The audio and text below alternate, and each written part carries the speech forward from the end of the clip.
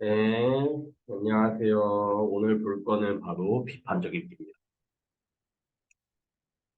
비판적으로 읽는다는 것은 과연 어떤 것을 의미를 할까요? 비판적으로 읽는다. 그 이야기는 어떤 것을 의미를 할까요? 글을 비판적으로 읽는다는 것은 독자가 자기의 가치관이나 신념에 따라 글을 평가하며 읽는 거예요. 그러니까 무조건적으로 수용하지 않고 읽는 것이죠. 그러니까 우리가 여기서 얘기를 해야 되는 거는요. 기본적으로 타당성, 그리고 공정성, 그리고 적절성인데 이 세 가지를 지켜주셔야 돼요. 근데 아니에요. 그거 설명할 거예요. 이게 요것들에 대해서 근데 나누는 그런 이제 설명들이 약간 교과서별로 조금씩 달라요. 우리는 미래의 교과서를 사용하기 때문에 미래의 교과서에 나와 있는 비판적 얘기를 우리가 먼저 확인해 보도록 그러도록 하겠습니다.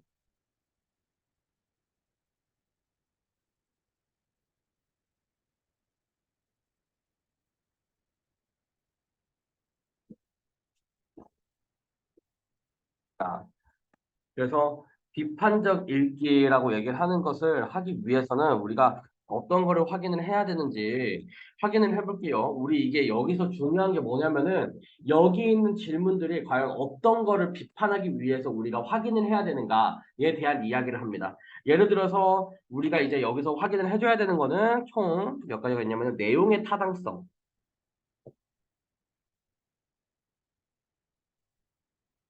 이런 것들은 뭐겠어요? 주장이, 아이고,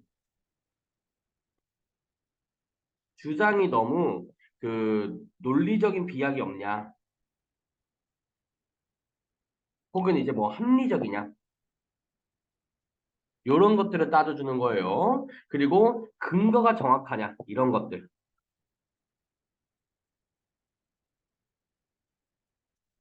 이런 것들을 확인을 해주는 건데요. 그러니까 근거의 정확함을 물어보는 게 미래행 교과서에서는 내용의 타당성에 들어가거든요.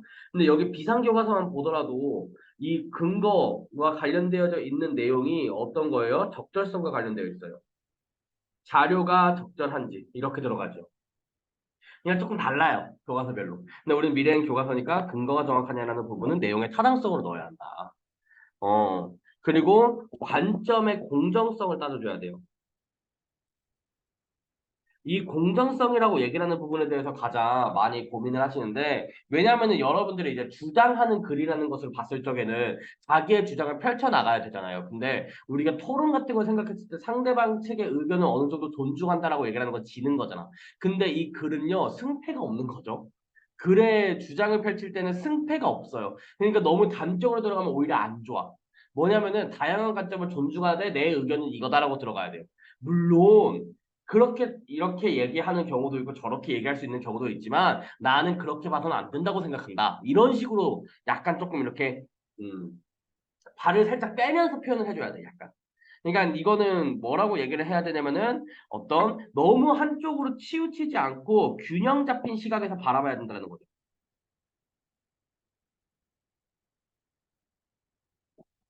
균형 잡힌 시각에서 약간 객관적으로 바라볼 수 있어야 된다는 거예요. 그러니까 예를 들어서 뭐 이거 같은 경우에는 정보를 전달하는 글을 쓸 때 어떤 한쪽 측면에 너무 치우친 글을 쓴다면은 그거는 적절한 정보를 전달하는 글이 아니게 되는 거죠. 논설문 같은 경우에도 자신의 주장을 펼칠 때는 적당히 균형 잡힌 시각 속에서 자기의 의견을 펼칠 줄 알아야 돼요. 어, 예를 들어 단 음식을 너무 많이 먹는 것은 예를 들어서 비만에 큰 문제가 된다라는 주장을 펼칠 거야. 물론 이 설탕 뭐 이런 과당 식품들을 많이 섭취하는 것이 직접적인 비만의 원인은 아닐 수가 있어도 이 과당이 우리 몸에 끼치는 큰 영향에 대해서는 그 누구도 반박하지 못할 것입니다. 이런 식으로 내가 주장을 했어. 이건 꽤 그럴싸하죠. 그러니까 반대되는 측면의 이야기를 하면서 내 주장을 펼쳐 나가는 거죠. 이런 게 바로 공정성에 대한 이야기를 하는 거다. 공정성. 이거에 대한 이야기를 하는 거다. 그리고 또 요런 것들 이제 표현 방법의 적절성이에요.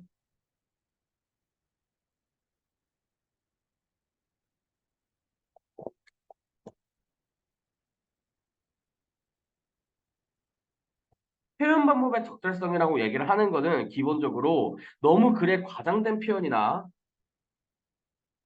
왜곡된 표현은 없는가.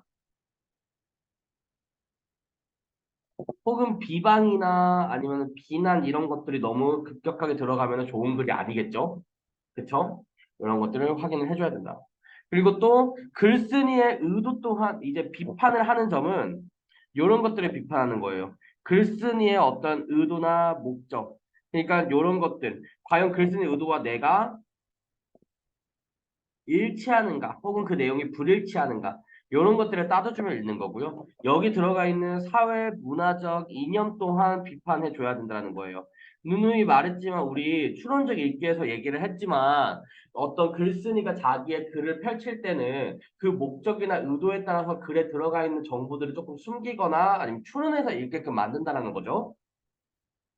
근데 그것을 무비판적으로 그대로 수용을 하면요. 나의 주관이 잡히지 않아요. 내가 어떤 스탠스로 읽어야 하는가에 대해서 아니면 앞으로 여러분들이 어떤 글 같은 것들을 읽을 때 자기만의 주장을 여러분들이 못 잡게 해요. 그러니까 어떤 글을 읽을 때는 나는 이거 되게 이렇게 생각하지 않아 뭐 이런 식으로. 그러니까 오용규라는 사람이 평소에 글 읽는 거 봐봐. 야 근데 진짜 너는 이렇게 생각하냐? 항상 계속 물어보죠. 야 보통 글 읽을 때. 아 나는 근데 솔직히 이러지 않아. 막 이렇게 얘기하잖아요. 그런 식으로. 계속해서 나의 경험과 나의 배경 지식과 나의 어떤 지식, 배경 지식과 겹치는 말이네요. 여튼 그런 것들을 한번 끄집어내면서 비판적으로 읽어줄 줄 알아야 된다는 거죠. 그런 점에서 여러분들 요거 말고 책 교과서에 나와져 있는 이 냉장고 파트만 한번 같이 볼게요.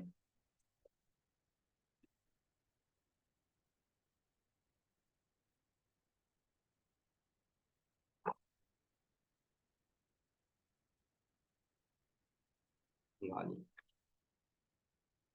교과서 있지. 커피 이야기. 야. 야, 너무 싫어. 너무 싫어. 여기 수업했네. 개꿀. 픽이 그대로 있네. 개꿀. 자, 의도나 사회 문화적 이념 또한 비판을 해줘야 된다 그랬어요. 이런 것들을 가지고서 우리는 비판적 사고력을 기를 수 있다라고 얘기를 합니다. 한번 읽어볼게요. 냉장고는 언제고 먹을 수 있는 음식들을 제공하면서 현대인들이 필요 이상의 열량을 섭취하게 한다. 그러니까 여기에 이게 주장이네요. 맞나요? 아이들은 배고프면 냉장고부터 열어 그 안에 가공식품들을 마구 꺼내 먹는다. 대형 냉장고 문화가 처음 생겨난 미국의 경우 1988년 전체 인구의 23%이던 비만 환자가 1994년에는 31%로 늘어났으며 2009년에는 34.3%로 늘어났다. 그러니까 요게 주장이고 그 근거로서 요런 말을 들고 있는 겁니다. 그러면 우리가 여기서 나타나는 것들 우리는 일단은 확인을 해야죠. 그러니까 이 수치 때문에 당장 먹지 않을 음식을 가공식품에 잘 보관할 수 있으므로 우리는 계속해서 과도한 음식을 섭취하게 만든다. 그러니까 비만이 된다. 지금 여튼지 간에 이런 주장을 펼치고 있는 건데 과연 우리가 이게 정말 타당하고 공정하고 적절한지를 우리가 한번 따져보자는 거죠. 과연 이거는 타당합니까? 타당하다는 것은 뭘 따져준다 그랬죠? 타당하다라는 것은 우리가 논리적인 비약이나 합리적인지 근거가 정확한지를 보는 거죠. 근거가 정확합니까? 이 근거 볼게요. 1994년 그리고 2009년까지 이렇게 들어가는데 여기 나오는 1988년, 1994년, 2009년 요게 이제 냉장고와 비만 간의 아까 전에 우리 내가 성민한테 얘기했던 것처럼 인과관계가 명확합니까? 일단 첫 번째 근거. 인과관계가 명확해요. 이게 1988년, 1994년, 2009년 뭐 기간도 기간이야. 근데 요게 비단 냉장고 때문일까라는 그 녀석은 조금 고민을 해볼 필요가 있죠. 물론 상관관계는 있을 수 있어요. 하지만 정말 인과관계입니까? 과연 1988년부터 2009년도까지 이거 말고 비만에 영향을 준 다른 요소들은 없었을까? 비단 냉장고만이 그렇게 큰 역할을 했을까? 비만이 늘어나는 데 있어서 그렇게 되면 과도한 패스트푸드 섭취는요, 과도한 기름진 음식은요, 나트륨 섭취량은요, 아니면은 과당, 설탕 등의 섭취들은요. 아니면은 예를 들어서 뭐 음주량 뭐 이런 것들과 관련해서는요. 뭐 이런 아니면은 운동량 이런 것과 관련되어서는요. 아니면 전체 인구 가지고서 얘기를 한다면요. 만약에 1988년도부터 2009년도까지 전체 인구가 이 1988년도보다 50% 이상 상승했어. 그러면은 이게 전체 인구의 비만인 숫자도 자연스럽게 늘어날 거 아니야. 맞잖아. 응. 사람 전체 인구수가 늘면은 비만인 인구수도 늘겠지. 그에 따라서 다양한 사람들이 더 나타날 테니까. 뭐 이건 퍼센테이지지만 약간 다를 수가 있죠. 뭐 전체 퍼센테이지, 전체 일어난 인구만큼 비만인 인구도 늘어나면은 퍼센테이지는 똑같겠지만 예를 들어서 전체 인구가 늘어남에 따라서 근데 비만 인구도 많이 늘었어. 그렇게 되면은 이제 여기 패스트푸드 기름, 뭐 나트륨, 과당, 음주량, 운동량 이런 것들 같은 경우에는 왜 고려하지 않는 거야? 단순히 냉장고 때문에 비만이 늘었다? 이렇게 보는 건 약간 논리적 비약이죠. 그럼 이게 타당하지 않다라고 주장하겠네요. 그럼 공정합니까? 이것도 공정하지 않다라고 얘기해 볼 수 있죠. 이거는 왜 그런 거예요? 그러니까 냉장고를 자꾸 열어보고 냉장고에 있는 음식을 자꾸 꺼내 먹으려고 하는 그 습관을 고치자라는 주장인데 결론은 결국에는 근데 우리가 과연 진짜로 이게 공정한가에 대해서는 조금 더 생각을 할 필요가 있죠. 이 관점이 공정한가. 왜요? 이게 냉장고 하나만 가지고 얘기하고 있다. 이거는 아까 전에 내가 근거가 약간 논리적인 비약이다라고 얘기를 하면서 어떤 냉장고에만 문제점을 바라보고 있는 이 관점, 요거는 부적절하다는 거예요. 주장할 거면은 공정성을 지킬 거면 이렇게 들어가야 돼요. 다른 문제점들도 많아. 그렇지만 냉장고가 유독 그 영향을 끼치는데 많은 기여를 했어. 라고 들어가야 된다. 공정성이란 건 이거예요. 성민아, 뭔 말인지 알지? 공정성은 뭐다? 냉장고 말고 다른 문제도 많지만 냉장고가 가장 심각한 문제다. 라고 들어가는 거. 그럼 적절성은 어때요? 표현 방법의 적절성은 어떤 것 같아요?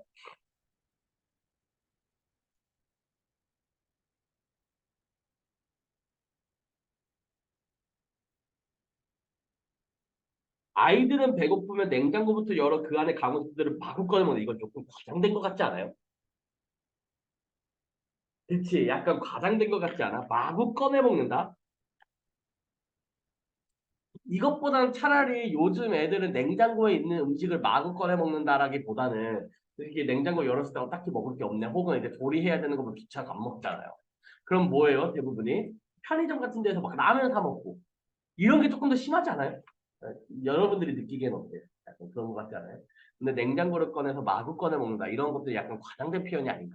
그럼 표현 방법의 적절성도 약간 옳지 않다라고 이야기해 볼 수 있겠네요. 이런 식으로 비판적으로 읽어야 된다는 거예요. 모든 글은 이렇게 읽어야 합니다. 이것이 여러분들의 독서 수준과 사고력을 증진시키는 방식이에요. 모든 주장과 말에는 여러분들이 비판적인 의식을 한번 가져봐야 돼요. 근데 누누이 말하자면 제가 이걸 얘기를 했을 때는 항상 그럴싸한 다른 예시들을 들고 그럴싸한 비교할 만한 사항들을 대며 그럴싸한 저 나름대로 오용규 나름대로의 이론을 펼쳐요. 여러분들도 마찬가지라는 거죠. 단순하게 야 이거 출처 명확하냐? 이딴 식으로 얘기를 하는 거는 싸가지 없는 거고요. 야, 이거 출처 명확하지 않은데 출처 이거 출처 어딨어? 진짜 출처도 없네요. 네. 그쵸? 그러니까 이거는 타당성도 잃어버린 논리적이지 않은 그런 글이 되는 거죠. 그러니까 이런 것들을 얘기할 때는 항상 여러분들만의 근거를 대며 주장해야 돼요. 그렇지 않은 단순하게 이거 잘못됐네요. 이거 잘못됐네요. 얘기하는 거는요. 그냥 비난이고 내가 뭐라 그랬죠? 좀 좋은 표현 썼는데.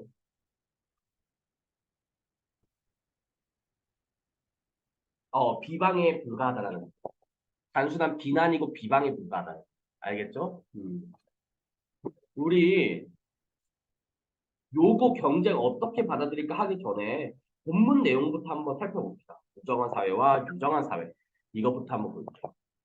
우리 안창호 선생님의 어떤 글이고요. 솔직히 이게 약간 요거에 대해서 우리 적절성 같은 거 얘기를 해보자면은 표현 방법이 적절하지 않은 거 있어요. 약간 너무 성차별적인 발언하는 경우 있고요. 아니면 너무나 사회주의적 발언이 강해요.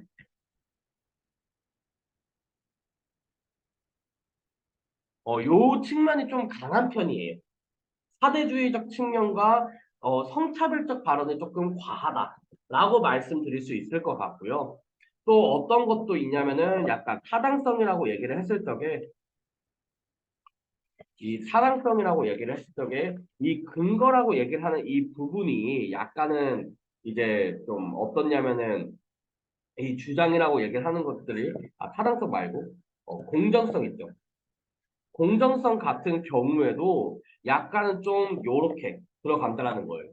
너무나 성차별적이고 사대주의적이라는 거야. 이거는 관점이 공정한 게 아니잖아.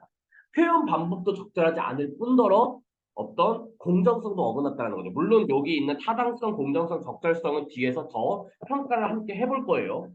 근데 이게 그럴 만한 이유가 있어. 우리가 일제강점기라고 얘기를 하는 시대 때 그나마 조금 발전돼서 백화점 같은 거 짓고 이런 지역이 어디죠? 서울 종로 정도일 거예요. 근데 1930년대에 미국 한번 검색해 보신 적 있으세요? 지금 바로 검색하면 나오거든요. 이거를 그때 누구야 그 정민이랑 정우 그 보성 애들하고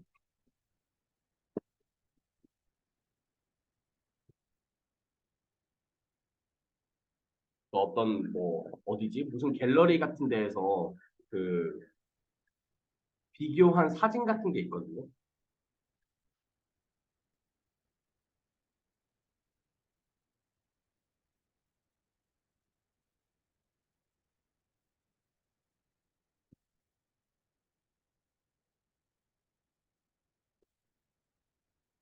1930년대 조선부터 한번 봐볼게요. 오, 1930년대 서울 풍경입니다. 보이세요? 약간 이런 느낌? 이런 느낌 사진 보이세요? 어때요? 되게 후줄근하죠? 약간 어떤 느낌 들어요? 저기 어디 깡촌, 부역 깡촌, 우리 용쌤의 고향이 약간 그 부역 깡촌 정도 가면은 약간 이런 풍경일 것 같지 않아요? 딱 이런 느낌? 근데 이게 서울이에요. 지금 서울 이렇지 않죠? 어마무시한 건물들 많잖아요, 진짜. 와, 이런 건물 되게 많잖아요. 이게 1930년대 어떤, 경복궁도 이렇게 있네요. 와, 어, 그래? 이렇게 보면 약간 그 느낌 들어. 생각보다 세련됐는데? 지금도 우리나라 산 되게 많고요. 산 둘러싸고서는 건물들 막 이렇게 지어져 있잖아요. 근데 여기에 1930년대 미국을 한번 검색해서 보는 사진은 약간 현타가 시게 옵니다. 보이세요? 같은 해예요. 보이세요, 지금 건물들?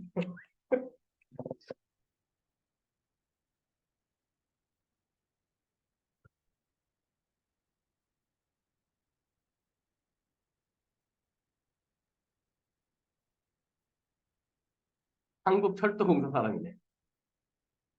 보여요? 이 엄청난 건물들 막 엠파이어 스테이트 빌딩 막 이런 거 지어져 있고 와 이게 1930년대 한국 조선 미국 야 안창호 선생님이 1920, 30년대에 요런 데 이렇게 있다가 요런 데 있다가 심지어 1950, 60년대 뉴욕 배경 영화 보면은 그때 영화 컬러 영화도 있대요. 진짜 요렇게 이렇게 우리 조선에서 그렇게 있다가 미국을 갔어. 그랬더니 이야 난 눈깔이 한 5바퀴 돌 것 같아. 이게 어떻게 이렇게 격차가 날 수 있지? 어쩜 이렇게 발전할 수 있지? 그러면은 내 입장에서 내가 어느 정도 배운 사람의 입장에서 이거를 이제 경험하고 나면은 나는 정말 새로운 세계가 열릴 것 같아. 그럼 난 당장 여기 있는 문화를 우리 조선을 발전시키기 위해서 당장 들고 와야 된다고 어마무시하게 강조할 것 같아. 그래서 타이점을 가지고서는 어느 정도 사대주의적 관점에서 계속 보는 거예요. 나 같아도 약간 그럴 것 같아. 약간. 여러분들도 그럴 것 같지 않아요? 왜 이렇게만 보다가 미국 딱 갔어요, 이런 거. 와, 그럴 것 같거든요. 우리나라 나는 솔직히 그거 제일 부끄러워요. 우리나라 길거리, 아니, 어저께 동료 이렇게 지나가는데, 굽네 치킨을 순살을 포장을 해가지고, 오리지널 순살을 밀가루 안 먹어서. 그거를 포장해서 들고서는 가는데 이제 내가 자전거를 타고 가고 있단 말이야. 근데 이제 신호 대기함 앞에서 진짜 외국인들이 어디 국적인지 모르는 외국인들이 진짜 동료 그 쓰레기 엄청 많고 미국의 약간 그런 이제 미국의 약간 그런 느낌이죠. 할렘 약간 그런 느낌인데 솔직히 동료가 막 진짜 길거리 아저씨 막 누워 있고 막 그래요. 진짜 누워 있고 막 싸워 막걸리 마시면 싸워 술 마시고 돌아다니는 거 노숙자도 진짜 많아. 막 그래요. 되게 약간 무섭기도 해요. 난 거기서 팽이조금 맞는 것도 실제로 봤어. 막 그런 지역을 이렇게 지나가고 있다 보면은 좀 그래. 근데 외국인들이 가다가 그 동묘 앞 그 시장거리 바로 앞에 정말 거짓말 안 하고 쓰레기가 진짜 이 학원 크기만큼 쌓여있어. 여기만큼. 강의실 크기만큼. 진짜 그만큼 쌓여있어. 거짓말 안 하고 지하철역 바로 그 앞쪽 그 쌓아두는 곳이 있어. 그 엘리베이터 앞에 쌓여져 있는데 그게 쓰레기 봉투를 예쁘게 묶여서 버려진 게 아니라 그냥 막 커피컵, 담배, 봉투 진짜 외국인들 두 명이 그거를 손가락질하면서 막 키득키득 대면서 사진 찍어. 와, 나 처음으로 부끄럽더라. 와, 씨. 그래, 외국인들 시선에서 이렇게 했구나. 한국 클래스 뭐 이렇게 놀릴 거 아니야. 우리가 외국 가가지고는 뭐 이런 거 보면은 놀라가지고는 막 미국 클래스 뭐 이렇게 얘기하듯이 한국 클래스 막 이런 식으로 막 놀릴 거 아니야. 나 그거 생각해 너무 부끄럽더라, 진짜. 와, 진짜. 그러네. 진짜 손가락질하면서 키득키득하면서 사진 찍어. 이거 어떻게, 그 사람들 어떻게 욕을 할 수 있겠어. 우리 민족성을 유지하지. 약간 부끄럽더라고요. 약간 진짜로. 어, 그런 점에서도 약간 어떤 거를 본받을 수 있냐면 저는 일본을 약간 본받을 만하다고 봐요. 그러니까 해외여행 간 게 일본이 딱 처음인데 난 거기서 가장 놀란 게 뭐냐면 담배 태우고 나서의 다음 사람들을 보고 물론 정말 놀라운 거는 대부분의 술집과 대부분의 찻집에 다 담배를 태워. 이자카야를 갔다? 이자카야를 가서 그 대충 안주 꼬치하고 막 이렇게 해가지고는 그래도 비싼 술 먹어야겠다고 하고서 막 사케 막 비싼 거 시켜가지고 막 하고 일단은 기본적으로 어디를 가도 점원들이 기본 한국어를 다 장착하고 있어. 막 우리가 스미마세 하고서 막 이렇게 부르잖아. 그러면 안녕하세요 한국 분이세요 막 이렇게 돼. 그러니까 일본은 해. 되게 예쁘장한 그 직원분께서 막 다 얘기해. 근데 내가 간 곳 모두가 그랬어.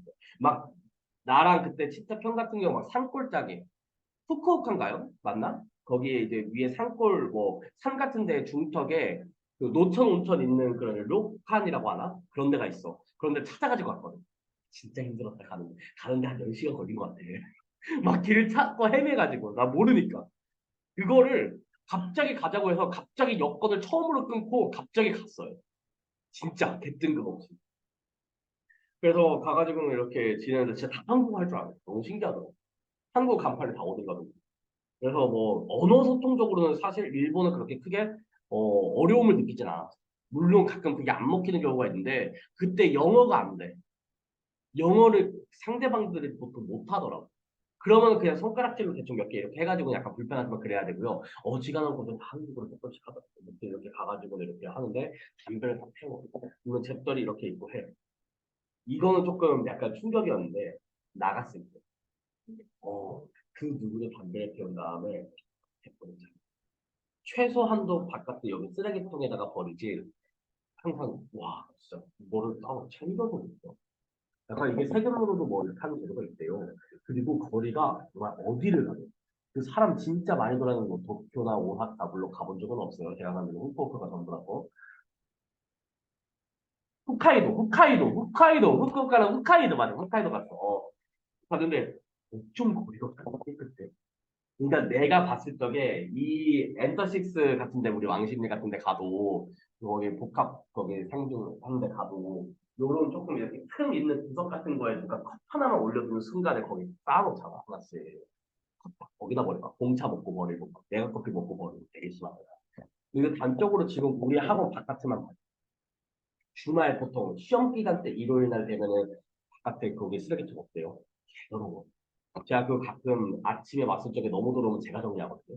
앞에 있는 그 음식물 같은 거 그냥 화장실 저기 가가지고 그냥 버려가지고 정리하고 이렇게 해가지고 하거든. 자리가 없으니까 다 옆에 주변에 막 쓰레기 한번 꾹 누르고 그 정도는 해요. 너무 더러우니까. 어. 나는 거기서 조금 웃긴 게 있어. 그렇게 정리를 해놨더니 왜 해라는 눈빛으로 살아. 왜 해? 라는 공공재의 단점이기도 하죠. 무임승차하는 거예요. 그러니까 이게 공공재로 생각을 하고 여튼 이런 것들을 봤을 때도 나는 약간 그런 몇몇 군데에서는 우리의 어떤 민족성이라든가 성격들이 물론 이거를 일반화할 건 아니지만 여러분들은 다 그러지 않잖아요. 그쵸? 그러지 않아요. 여기 영상을 보고 있을 당신도 그러지 않겠죠? 그렇지만 약간은 보고 배울 점이 있다고 생각을 해요. 그런 점. 거기가 너무 깊고 밖에 나가봐. 쓰기 처음이야. 쓰기 처음이야. 바퀴벌레가 안 나올 수도 없어요. 이해가 안 되죠. 여튼 그렇다. 그런 점에서 여기 미국에 있는 그러한 모습들을 보고서는 아마 크게 놀라서 어떻게든 이거를 보고서는 우리가 본받아서 어떻게든 한번 바꿔봐야겠다라는 생각을 꼭 했다라고 생각을 해요, 저는. 예. 무조건적으로 그런 생각이 들었을 것 같아요.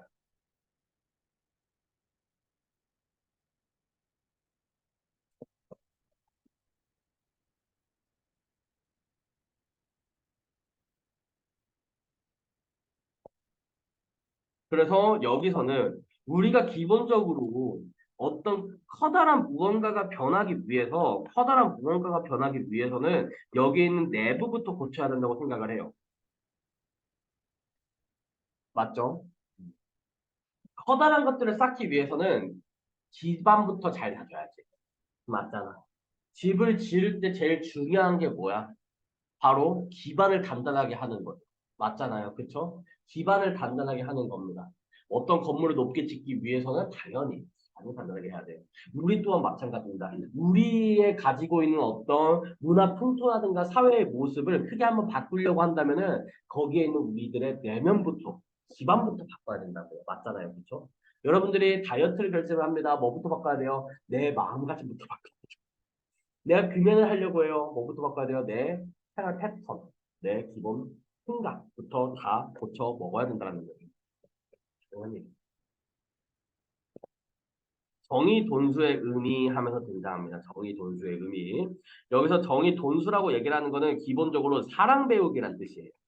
사랑 배우기란 뜻이다. 돈수는 무슨 뜻이라? 두텁게 만든다. 정의는 그래서 사랑하는 것을 두텁게 하다라는 뜻이에요.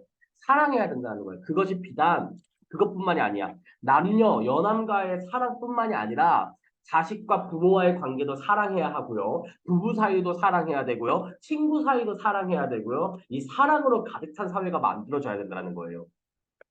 이 사람이 이 선생님이 미국도 미국이지만 어디도 갔겠어. 막 유럽 이런 데도 갔을 거란 말이야. 유럽 이런 데에서 정말 정말 이거는 예전에 내가 일했던 곳에서 단골로 오시는 분 중에 굉장히 고학식자 한 분이 있어요. 물론 그분이 술만 마시면 언행이 거칠어져가지고 정말 올 때마다 싫었는데 돈을 많이 결제해서 할 말이 없었어요. 그러더라. 대박이고. 여튼지 간에 그분이 자기가 유럽을 처음 갔을 적에 항상 가장 놀랐던 게 뭐냐면은 애정 표현을 하는 데 있어서 그 어떤 부끄러움도 느끼지 못하더라. 그러니까 그게 그러니까 그런 거야. 예를 들어서 막 공공장소에서 무슨 뭐 갑자기 너무 지나친 애정이나 이런 게 아니라 예를 들어서 뭐 사랑한다는 말을 한다거나 아니면은 가벼운 입맞춤이라든가 이렇게 지내는 거에 대해서 전혀 부끄러움 없이 자기가 사랑하는 감정에 대해서 표현하는 거에 대해서 거침이 없다는 거. 야 이거 보고 저는 좀 약간 되게 좀 그랬대요. 한국 사회가 아직 뭐 선진국이 되려면 한참 남았구나 뭐 이런 것들을 거기서 느꼈대요. 그분은 그렇게 느꼈대요. 이거는 뭐 그냥 개인적인 의견이에요. 아마 이분도 그러지 않았을까. 그런 것들을 보면서 아, 이 사람들이 이렇게 자유롭게 잘 지내고 이렇게 높게 건물도 지으면서 엄청나게 강대국이 될 수 있었던 거는 기본적으로 사랑하는 태도, 사랑하는 태도가 다르다는 거야. 살아가는 태도에 있어서 사랑하는 태도가 다르다. 라인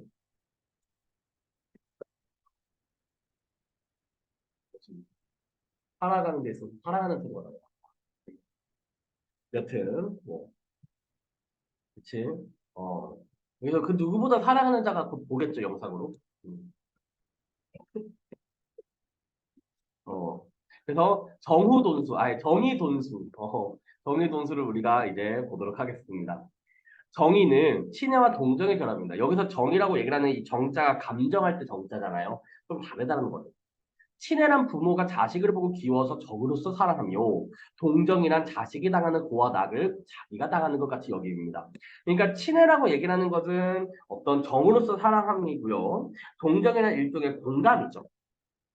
공감일 것입니다. 공감. 초록색으로 덧붙여서 얘기할게요. 그리고 돈수란 있는 정의를 더 커지게, 더 많아지게, 더 두터워지게 함입니다. 그러면 다시 말해서 친애하고 동정하는 것을 공부하고 연습하여 이것이 잘 되도록 노력하라 합니다. 요거 이 제목 있죠? 이 제목 띄워놓고서는 요 문단 관계 같은 거 확인하게끔 내거든요. 그러니까 좀 이 부제목 같은 경우에도 잘 확인해 주시기 바라요. 인류 중 불행하고 불쌍한 자 중에 가장 불행하고 불쌍한 자는 무정한 사회에서 사는 사람이요. 복 있는 자 중에 가장 다행하고 복 있는 자는 유정한 사회에 사는 사람입니다. 그러니까 기본적으로 무정한 사회랑 유정한 사회라고 얘기를 하는 것들, 무정한 사회와 유정한 사회라고 얘기를 하는 것들에 대해서 대조하면서 뭔가 글을 전개해 나갈 것이다라는 것을 우리는 확인해 볼 수 있죠. 무정한 사회와 유정한 사회의 비교 대조입니다. 기본적으로 조선 사회를 어디다가 넣겠어요? 무정한 사회에 넣겠죠. 그리고 해외에 있는 그 미국이라든가 유럽 이런 국가들을 유정한 사회에 넣을 겁니다. 그렇게 유정한 사회를 따라가야 한다고 주장할 거예요. 사회에 정의가 있으면 화기가 있고, 화기가 있으면 흥미가 있고, 흥미가 있으면 활동과 용기가 있습니다. 이런 식으로 연세법을 들어간다는 거. 여러분들 여기 나오는 거 이거 어휘 문제 자주 나오거든요. 여기 파트에서. 약간 어휘가 좀 어려워서. 유정한 사회의 모습에 대해서 비유적인 표현으로 나타냅니다. 태양과 우로를 받는 것 같고 화원에 있는 것 같아서 같아서 이런 거 지급법이죠.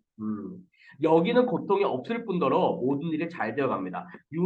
유정한 사회의 특징 첫 번째입니다.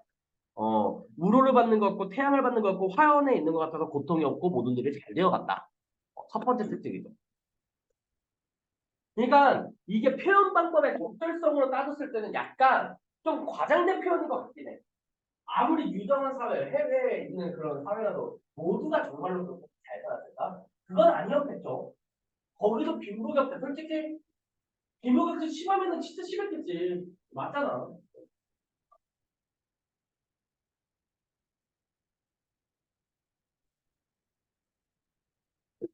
최소한 의료비 지원 못 받아서 감기 때문에 죽진 않잖아요. 우리나라 사람들. 어지간하면. 그쵸? 이런 감기 많이 자주 걸리죠? 몸 좀 자주 아프신 편 아닙니까? 다들? 여기 이거 볼 양반도 그렇고요. 사실 저도 그렇고요. 또 이렇게 병원 쪽으로 따지면 약간 VIP 아니에요? 한 달에 4번 이상 간다.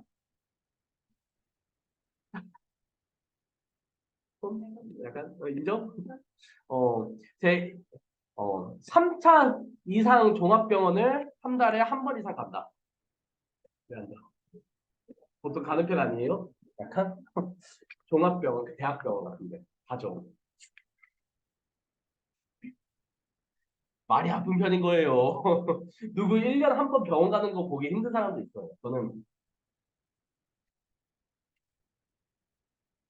저도 물론 그런 점에서 할 말이 없긴 한데, 여튼지 간에 사람들의 삶에 흥미가 있으므로 용기를 내서 일을 하고 편함과 즐거움을 주는 일이 넘쳐납니다. 유정한 사회 특징 두 번. 이에 반하여. 그래, 이런 이에 반하여 이런 말들을 토대로 요게 전체적으로 대조적인 어떤 그림을 알 수 있다라는 거예요. 전개 방식을 취하고 있음을 알 수 있다. 뭐 이런 거죠. 무정한 사회는 가시밭과 같아서 무정한 사회의 비유 첫 번째 뭐예요? 가시밭 같다. 사방에 괴로운 뿐이다. 사람은 자기가 사는 사회를 미워하게 된다. 또 비유하면 차가운 바람 같았고 공포와 우울이 그 사회를 뒤덮고 사람들은 매사에 흥미를 잃고 위축된 삶을 살아간다. 라는 거죠. 염세와 나약과 불알발이 있을 따름이며 사회는 사람의 원수가 되니 이는 사람에게 직접 고통을 줄 뿐 아니라 따라서 모든 일이 안 된다라는 거죠. 무정한 사회는 가시바 같고 차가운 바람 같대요. 그래서 모든 일이 안 된대요. 이것 또한 너무 과장된 표현이다. 라고 생각해 볼 수 있을 것 같습니다. 여튼 우리 안창호 선생님께서 그렇게 생각을 했어요. 근데 안창호 선생님께서 이렇게 표현한 이유를 알 것 같긴 해. 우리 이때 조선이라는 나라가 진짜 많았어요? 아니잖아요. 이때 조선 누구 아래에 있었어요? 일제 치하에 있었잖아요. 최근에 유튜브 쇼츠 영상으로 이거 되게 웃기던데. 친한 일본인한테만 할 수 있는 드립. 봤어요, 혹시? 친한 일본인한테만 할 수 있는 소리. 경복궁 지나가는데 경복궁이 보여. 택시인가? 타고 가면서. 근데 그 일본인한테, 야, 이거 니네 나라가 뭉긴 거잖아. 이거 니네 나라가 뭉갰잖아, 이거. 에? 저희 나라? 아, 일본, 너무 웃기더라고요. 무정한 대한사회. 그래요. 이 무정한 사회의 대표적인 예시를 들고 있죠. 대한사회가 가장 대표적인 무정한 사회다라는 거죠. 우리 대한사회는 무정한 사회입니다. 다른 나라에도 무정한 사회가 많겠지만 우리 대한사회는 가장 불쌍한 나라입니다. 그 사회의 무정이 나라를 망하게 했습니다라고 얘기를 하죠. 이 나라가 망한 원인이 뭐라는 거예요? 원인이 바로 무정이라는 거죠. 여러 백 년 동안에 대한 사회는 죽지 못해 살아왔습니다라는 거죠. 여러 백 년 동안 대한 사람은 죽지 못해 살아왔다라고 얘기를 하는 것들 뭐예요? 사실 정조가 죽고 나서 정조가 죽고 나서 우리나라의 가장 큰 문제가 됐던 사건 뭐죠? 정조가 아주 오랫동안 아마 8, 90년인가요? 8, 90년, 80년 막 이 정도를 정조가 강력한 왕권 체제를 유지하면서 심지어 그때 약간 너무 강력한 왕권 체제에 대해서 비방하는 문학적인 활동도 제대로 못하게 했어. 그때 대표적인 게 이제 박지원 이런 애들인데 박지원 이런 애들이 막 되게 원래 기존에 있던 고전적인 어떤 작품의 경향을 빼고 새로운 그 중국의 청나라 같은 데에 있던 어떤 폐간 문학 같은 거 들어오니까 그런 방식으로 쓰니까 깜빵 보냈어. 그러니까 어떤 왕권 강화에 대한 어떤 집착이 있었어. 그거는 자기 뭐 아버지가 뭐 이제 뭐 뒤주에 갇혀서 죽은 사건 뭐 아니면 이제 어릴 적 때부터 되게 막 많은 정치 싸움에 휘말렸던 뭐 이런 것 때문에 아마 그런 게 트라우마가 돼서 그럴 거니 생각은 해볼 수 있지만 어떻게 보면 왕권 강화 체제에 어떤 그 나라가 안정이 됐을 수도 있겠구나라고 생각하지만 뒤편으로는 곪고 있는 데가 있었죠. 뭐냐? 양반들이 진짜 수탈하고 나쁜 짓 할 계획만 잔뜩 세우고 있는 거야. 정조만 죽고 근데 정조가 죽고 나서 그 다음 왕이 굉장히 어렵다. 그러니까 이제 뭐예요? 협정을 하기 시작하죠. 대표적으로. 뭐예요? 어떤 일이 생기기 시작해요? 우리 이제 어? 풍양조 씨, 안동 김씨. 요게 이제 이 3대 왕 동안에 해쳐먹기 실컷 하죠. 그동안에 백성들이 얼마나 고생했어. 그러니까 삼적의 문란이란 말이 왜 있겠어. 막, 그, 저기, 야, 세금 내야 되는데, 땅 파봐. 뼈 나와. 야, 이거 왜 돈 안 내? 백골 증거. 애 태어났어? 애 태어났어? 축하해. 근데 얘 군대 보내기 싫으면 돈 내놔. 황구첨정 이랬다는 거죠. 어마무시했어요 이때. 그러니까 동학농민 운동도 마찬가지지만 왜 임술 농민복이 이런 게 왜 터졌겠어? 개빡치니까 이래도 죽고 저래도 죽을 바에 싸우는 게 나아요. 그랬다는 거야. 그랬다는 거죠. 그렇게 1863년부터 73년도 그 사이에 흥성대원군의 집권을 다시 이제 섭정을 하기 전까지 완전히 문란이었고 그 뒤로도 어때요? 이제 외부 세력들이 계속 들어오면서 우리나라는 고난에 빠지기 시작해. 거기에 대해서 어떤 통상을 하겠다는 말 없이 흥성대원군은 척합을 세웠으니까 완벽하게. 그러면서 이제 새롭게 들어오는 이제 외부 세력들에 굉장히 반하기 시작하는 거죠. 왜 발전이 안 됐습니까? 우리가. 그런 부분에 대해서. 그러니까 마음이 아픈 거예요. 그러니까 수백 년 동안, 100년 동안 요게 이제 쓰이기 전, 이 100년 동안, 심지어 일제강점기도 맞이하죠. 그러니까 이런 시기 동안 굉장히 우리나라는 계속해서 죽지 못해 살아왔다. 근데 중요한 건 뭐냐면은 어떻게 보면 그 마음이 아픈 건데 한 번도 경험해 보지 않았어 유정한 사회를. 그렇기 때문에 버틸 수 있어. 우리는 유정한 사회의 맛을 모르고 살아왔으므로 사회의 무정함을 견디는 힘이 있거니와 다른 유정한 사회에서 살던 사람이 하루아침에 우리 사회 같은 무정한 사회에 들어오면 그는 죽고 말이라고 생각합니다. 민족의 사회 문제를 앞에 두고도 냉정한 우리 민족입니다. 우리가 하는 운동에도 동지 간의 정의가 있었던데 효력이 더욱 많았겠습니다. 정의가 있어야 단결되고 민족도 흥하는 법입니다. 그러니까 서로 사랑해야 된다는 거야. 솔직히 이걸 사랑이라고 얘기를 하면은 약간 좀 거친 느낌으로 볼 수도 있겠지만 뭐냐면은 서로 뭐 해야 된다는 거야. 공감하고 존중해야 된다는 거야.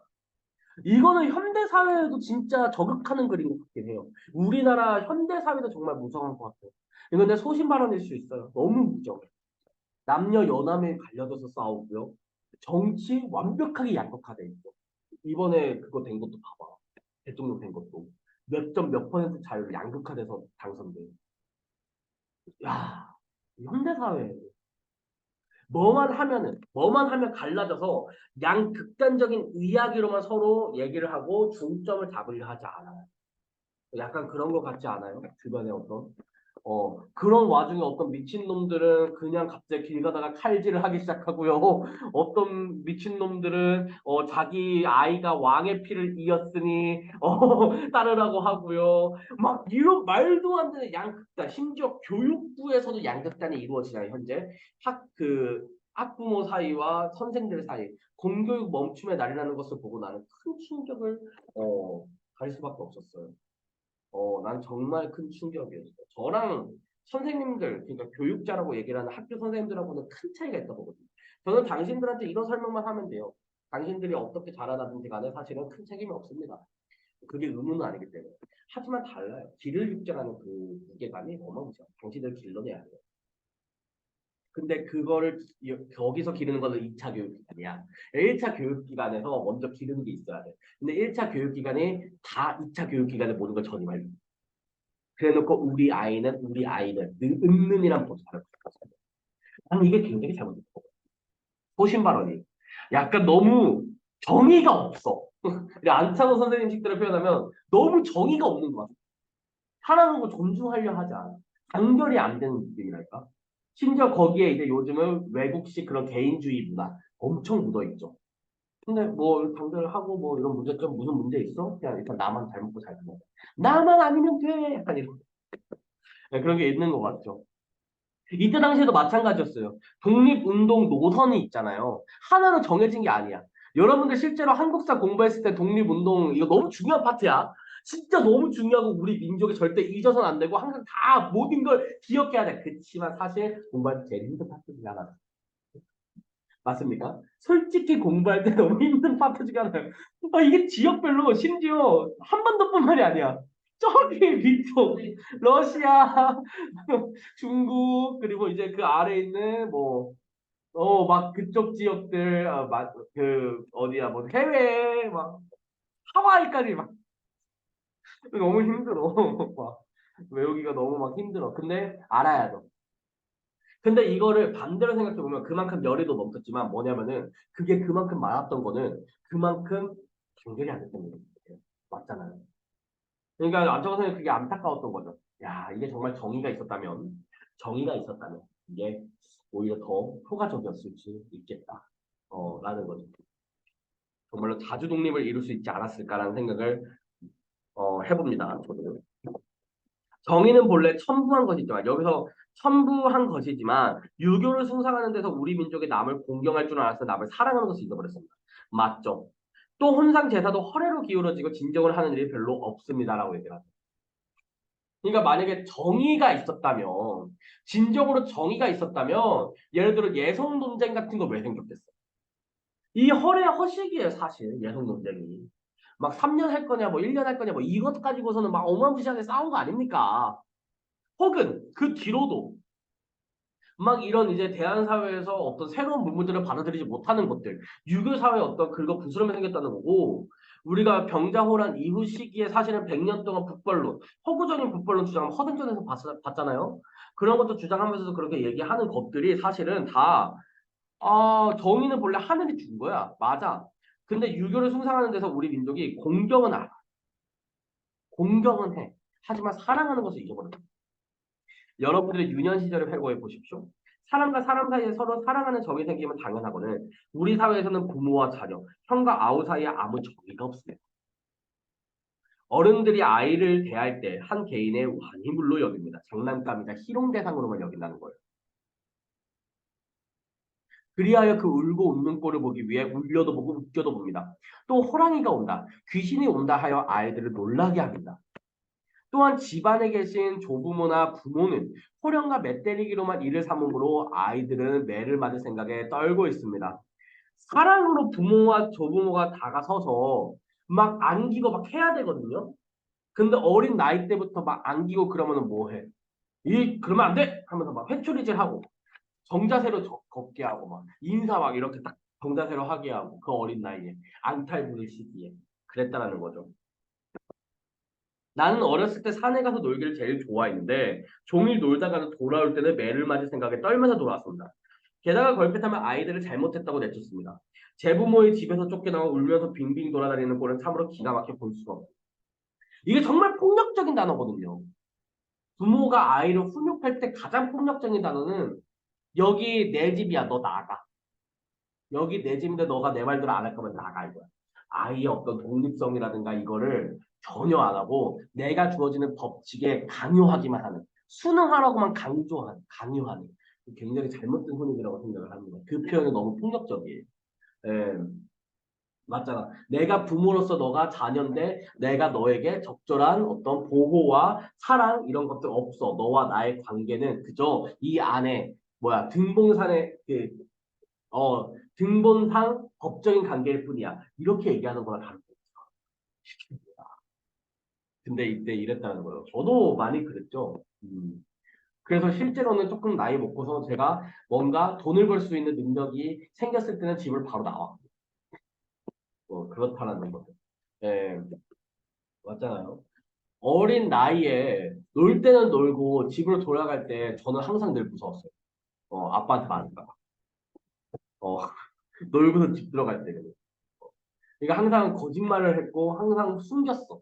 내가 논 거에 대해서. 음, 항상 숨겼어요. 그래서 공부하는 것도 숨겼어요. 어, 모든 걸 숨겼어. 그러니까 나에 대한 정보를 공개를 안 했어. 내가 분명히 자랑할 법도 한 거고 뭐 이렇게 뭐 할 만한 건데도 불구하고 나는 그 어떤 정보를 주지 않았어. 이거는 뭐야? 어릴 적 때 그렇게 맞고 막 훈육당하고 했던 경험들이 나이를 조금 더 먹고 여러분의 나이 때 막 전교 1등하고 그래요. 근데 나는 이걸 얘기를 안 했어. 왜 얘기를 안 했을까? 그냥 얘기하고 싶지 않아. 왜? 너무 싫은 거야. 내가 조금 이렇게 적당히 성적이 오를 때는 더 열심히 해라만 라고만 얘기했어. 이게 뭐야 더 열심히 해. 난 성적이 오르고. 근데 전과목에서 한 개 틀렸어. 정말 잘한 거예요. 근데 얘기하고 싶지 않아. 왜? 똑같은 반응을 보일 거야. 근데 나는 이런 얘기를 했을 때 만약에 좋아해도 싫었어. 좋아해도 싫었을 거야. 왜? 아, 이 정도 내가 이렇게까지 해야지 어느 정도 웃는구나 라고 생각을 하면 난 너무 화가 났을 거야. 얘기를 안 했어. 근데 말했잖아. 내가 과거에 공부 그렇게 했다라고 얘기를 하면은 너 되게 잘했었네. 이 얘기를 최근에 알았다. 내가 공부를 정말 잘하고 열심히 했다는 사실을 최근에 한 거야. 되게 웃기지 않아요? 왜냐면은 그거는 이제 사촌 조카들이 이제 막 고3이고 대학 가고 재수하고 막 그러니까. 오, 너가 공부를 되게 잘했구나 이러더라고. 내가. 네, 뭐 그랬어요. 어. 근데 여기 나오는 그 얘기도 마찬가지다. 이게 대한 사회의 문제점이라는 거예요. 사랑이 없어. 훈육만 할 뿐이야. 그러니까 이게 문제라는 거죠. 사랑이 없는 모습. 이같이 하여 강고에서부터 공포심만 가득한 생활을 하던 아이가 가정을 벗어나서 학교에 가면 훈장이라는 이가 또한 호랑이 노릇을 합니다. 아이가 학교에 가고 싶어서 가는 것이 아니라 부모가 가라니까 마지못해서 가는 겁니다. 근데 1차 교육기관에서도 공포만 느꼈어. 근데 2차 교육기관에서도 공포를 느껴요. 막 여기서 이제 뭐야? 훈장 선생님. 그러니까 이제 그 왜 뭐 하늘 천 따지 막 이런 거 못하면 이제 앞에 나와가지고는 이제 종아리 걷어 하면 띠띠 하면서 일상에 앉아가지고도 막 하잖아. 이랬다는 거야. 이건 리얼 2010년도 이전 초등학교 때는 다 이랬던 것 같아. 초등학교 1, 2학년한테 제대로 못하면 그냥 막 싸대기 때. 되게 그랬어. 그러니까 어딜 가도 우리는 공포심밖에 못 느꼈다는 거. 근데 이때는 얼마나 더 했겠어. 내가 어릴 적 때만 해도 그랬는데 지금 얼마나 더. 물론 어릴 적 때 진짜 자기 기분 나쁘면 막 때리는 그런 선생님 있어. 초등학생인데. 꼬맹이 요만한데 그냥 싸대기 때리고. 저도 많이 맞았어요. 아직도 기억납니다. 2학년 때 당연히 안 좋은 얘기하는데 좀 안 좋게 죽었었어요. 이게 많이 좀 마음이 아팠거든요. 근데 요만한 애한테 싸대기 때리고 이런 게 말이 돼. 막 싸대기 때리고 뒤로 넘어지고 그게 말이 돼. 솔직히. 나 아직도 강렬한 기억으로 남아있어요. 근데 그것도 억울하게. 하자 빨리 친다. 거짓말 하지 말고. 진짜 빨리 치고. 그러니까 타자 연습할 때 난 일부러 느리게 치는 거야. 맞기 싫으니까. 막 그랬어. 근데 이제 물론 이런 경우들이 너무 많았기 때문에 뭐 학교 체벌 금지라든가 뭐 이런 거라든가 이게 점점 됐는데 이게 잘못된 게 뭐냐면은 그랬을 때 정말 문제가 생겼을 때 이 청소년 시기의 아이들에게는 너무나 강력한 법적 근거들을 잔뜩 대줌에 불구하고 선생님한테 어떤 법적 근거가 없어. 뭔가 이렇게 대우를 했을 적에 내가 이런 식으로 훈육을 했을 적에 그거를 방지할 만한 법적인 근거가 없는 거야. 지금도 이제 얘가 만약에 말을 안 들어 그럼 내보낼 수 있대요. 근데 내보냈어. 근데 얘가 마음에 안 들어서 교문을 막 나갔어. 어디 있으라고 했는데 교문을 나갔어. 근데 나가다가 어이구 잘못 떨어져가지고는 머리가 잘못 깨져가지고 식물인가 됐어. 그 모든 책임이 누구한테 있겠어요? 선생님한테. 내가 법적 근거가 지금 없다라는 거. 그러니까 오류가 생긴 거죠. 그 사이. 오류가 생긴 거죠. 어, 아마 그때 이 법들을 제정한 사람들은 아마 이렇게 얘기하겠죠. 이런 문제까지 생길 줄은 몰랐다. 예측할 수 없는 범주의 어떤 일들입니다. 근데 잘 모르겠어요. 과연 그 똑똑하신 분들이. 저는 이거는 잘 모르겠고요. 영상 촬영 중이니까. 잘 모르겠습니다. 여튼. 어, 또 시부모와 며느리, 형과 아우, 모든 식구가 다 서로 왼수입니다. 관민 간에도 그럽니다. 리의 면에 군의 노예 가보십시오. 어디서든지 찬바람이 안 부는 데가 없습니다. 어우, 무정하죠. 그보다 더 기막힌 것은 남녀 간의 무정합니다. 우리네 가정에서 부부가 많이 서로 보고 웃었다가는 큰 결단이 납니다. 남녀 사이에는 정의가 전혀 끊어져 서로 볼 수도 없습니다. 따라서 남녀가 사귀는 날이면 마침내 범죄 사실이 생깁니다. 이것은 남녀가 정당히 교제하는 길을 막는 이유입니다. 예, 남녀 상렬지사라고 하죠. 남녀 상렬지사. 어, 남녀 상렬지사라고 얘기해요. 예, 왜 열이다 죽었지? 여튼지 간에 부부가 웃을 일이 없어요. 가부장적 사회제도라는 거죠.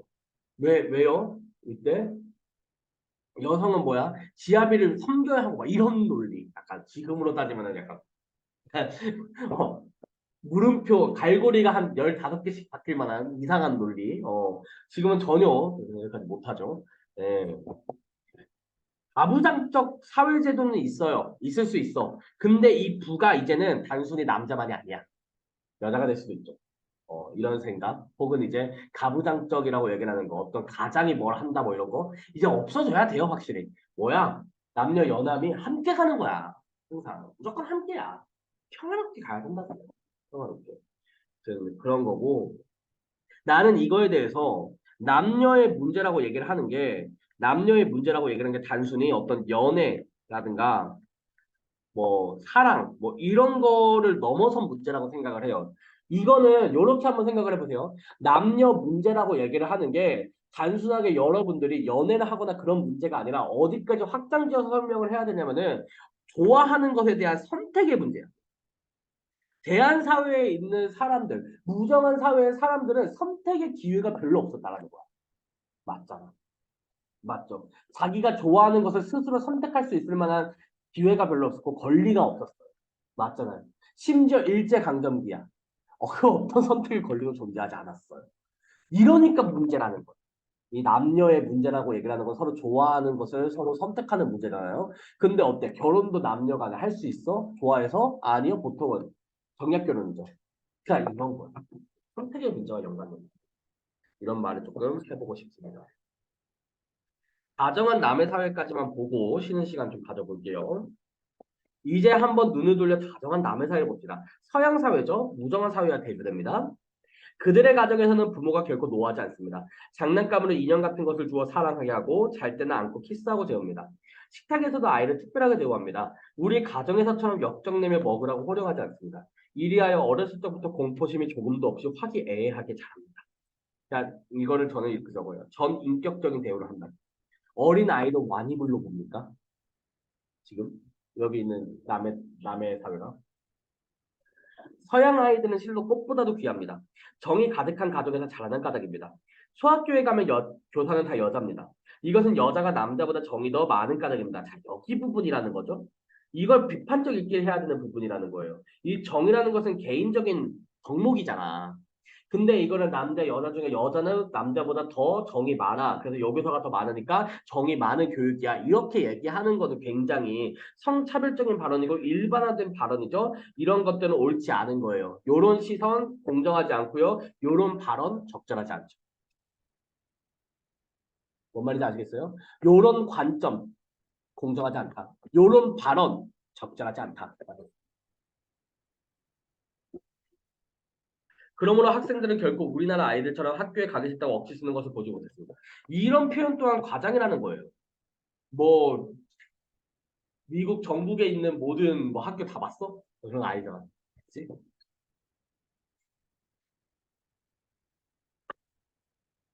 학교뿐 아니라 선차에도 집회에도 화기가 있습니다. 근심이 있는 이는 결코 남의 앞에 나서지 않습니다. 예배당에서는 음악대가 있고 또 교우들이 때때로 모여 웃고 먹고 하면서 정의를 화목하게 합니다. 그네들은 정의를 밥과 옷 이상으로 중요히 여깁니다.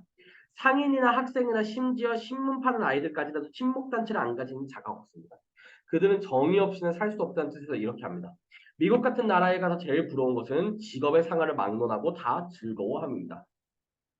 서양 사회에서는 손님이 오면 웃으며 접대합니다.